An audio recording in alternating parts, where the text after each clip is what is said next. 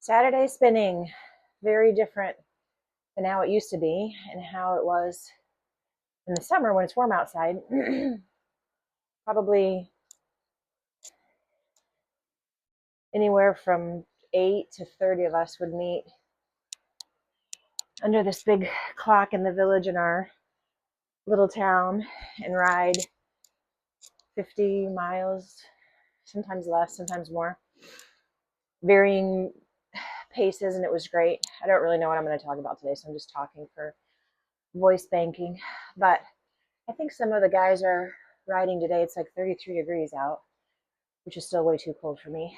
So I'll be in the basement, and I want to keep documenting these spins where I can see my legs, because I feel like my legs are changing and I want to be able to go back and look at these videos from an objective perspective to see if they are or they're not.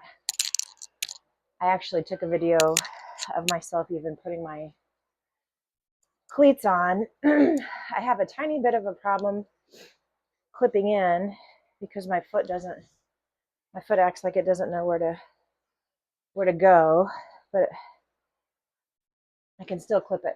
So I'm spinning very slow and just trying to keep it moving. I had a really big November I did a lot of rides, and then I just felt exhausted. Like, did I do too much? So the first week of December I did none, I don't think. I also had some nasty GI bug that was going around. I realized that posting videos of my sheepadoodles are getting way more hits, like tons of views, which is awesome. So I changed the YouTube handle, to include a sheepadoodle perspective, because I thought if sheepadoodles for ALS or MND get more attention, then why not, right? So anyhow, I'll be putting more videos of them up. The one Bolt, all he wants to do is beg for treats nonstop, which is why I give him so many carrots, or he would weigh more than me. And Thunder just ever wants to be in my car. She doesn't care about food at all. She just wants to be in my car at all times, which is hilarious. So I'm excited. After this ride, I'm going to meet a pal's friend that I've met here locally. Turns out that there's a woman who lives less than a mile from me who has ALS. I think she's 4 years into her diagnosis. And ironically enough, I met her online because she had made a post about having to rehome her dog because she couldn't take care of him, and it was too much for the family, or the dog needed placement. So I side messaged her, not because I wanted another dog, but I was like, whoa.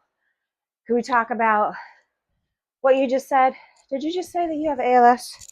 I'm going to move my mic to the outside. So then I realized how close to me she lived.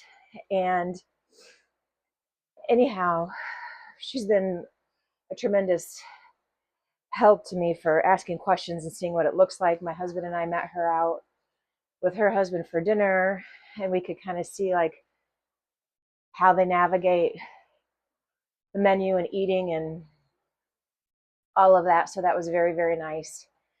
And today I'm going to, when I'm done here, pick her up and take her to brunch. Just two of us, which will be great.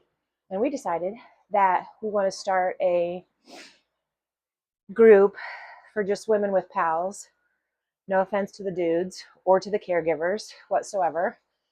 But sometimes you want to just be able to be super duper vulnerable in your own, that's too hard, in your own clique. You know, obviously spouses have their own concerns and fears and needs adult children and minor children have their own concerns and fears and needs, and so do the dudes.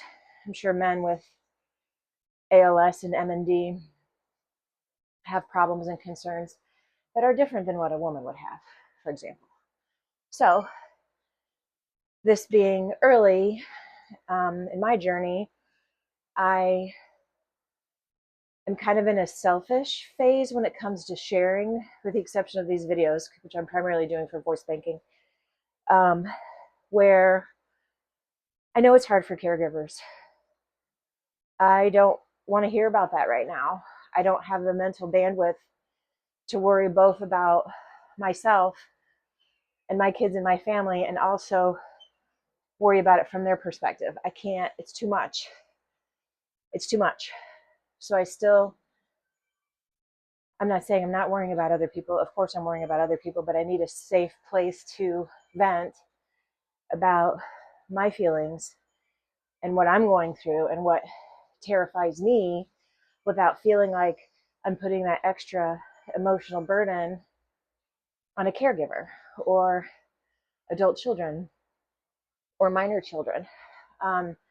Because I think most of us would agree that an adult, if you're scared about something or concerned about something, you're going to shield that from your children. And even if your spouse is your best friend, there's a protective element of what you want to share with them, so you don't add to their fear or add to their stress. So anyhow, I kind of looked for people that I thought lived near us online on Slack.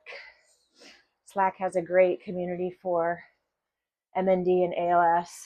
I reached out to 5 or 6 people yesterday, and it turns out a couple of them don't live near us at all. They live in another state. I don't know why. I thought I just kind of tried to cross-reference our state with the diagnosis.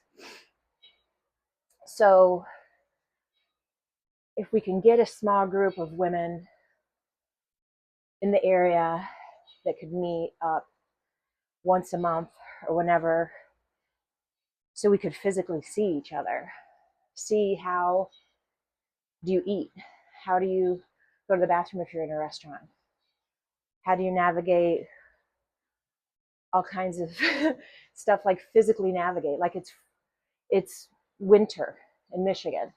How do you put your coat on? How do you get that like hair out? Like, this is so cringy to me. If I couldn't like get the hair out of the back of my coat, total cringe, total nonstop cringe. So I'm excited about that. If we get a group together and formalized, I think that would be awesome for all of us. I know caregivers have great groups. Children have great groups. They all have great groups. I'm just looking for something that's more in person. So maybe I'll even talk her into doing an interview, and then I'll put her on this channel. That sounds like a good goal.